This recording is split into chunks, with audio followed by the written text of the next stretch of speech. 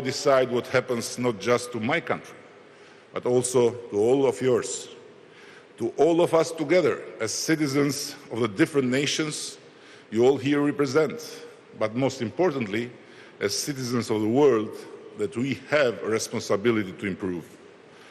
We are here to celebrate, and my wish for the new year is that just as we celebrate here, simply as human beings, we'll also cooperate further, simply as human beings.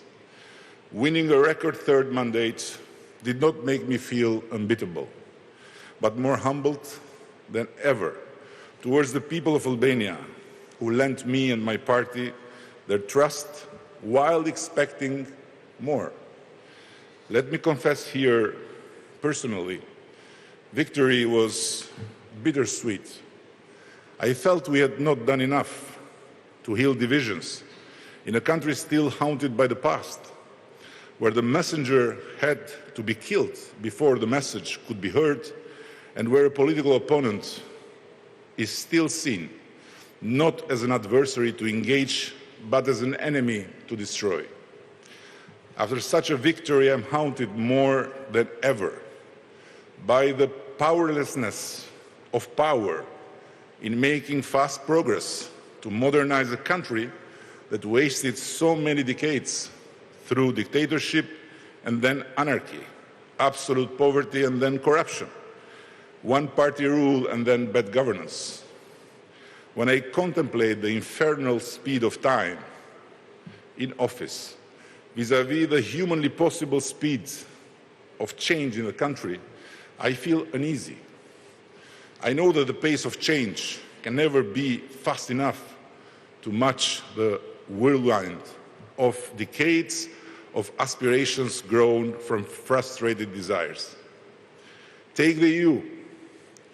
We did whatever it took, again and again, to get the green light to the next step, and again we were let down by forces beyond our control.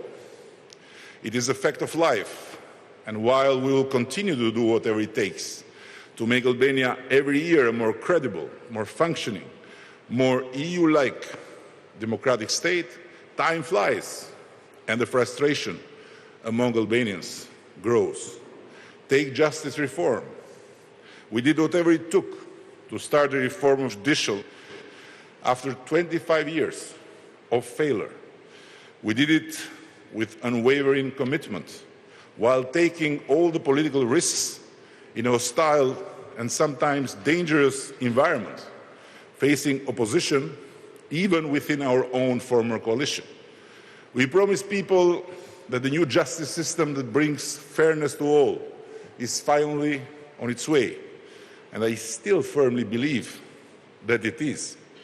But it takes time, much more time than the time that mercilessly flies while results come just too slowly for the people of this country that have waited endlessly to live in a place where everyone is equal before the law. It takes patience, much more than this nation has left, while the usual suspects of the past have the guts to still make grotesque threats with pitchforks or comebacks in the name of sovereignty, dignity, purity. Take the fight against corruption. It takes political will. And yes, we have it. It takes reforms all over the board, and yes, we've embarked in all of them.